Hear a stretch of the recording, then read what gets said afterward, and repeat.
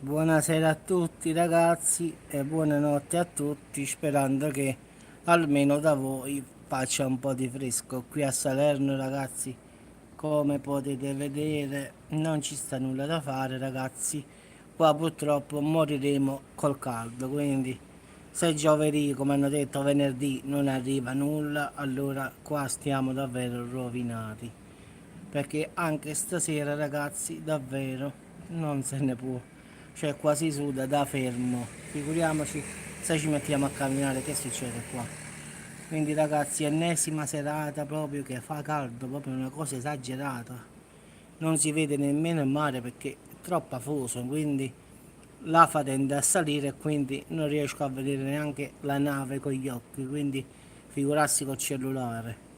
La luna non c'è questa stella, un'altra stella qui, no, ma non ci sta nulla stasera, quindi neanche la luna a farci compagnia stasera, solo è caldo, quindi stiamo messi male ragazzi. Non ci sta proprio nulla, la gente purtroppo è scappata tutta via. Non ci resta che sopportare quest'altra settimana sperando che settembre, non dico che arrivi l'inverno, ma almeno si rinfresca un poco. Io non voglio l'inverno che fa freddo, voglio stare solamente un po' più fresco rispetto a mo'.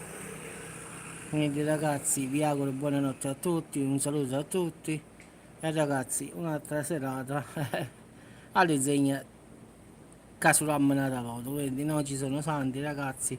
Un saluto a tutti da Salerno, sperando che almeno da voi piove e state fresco, perché qua perlomeno in Campania non ci sta niente da fare a Masurà.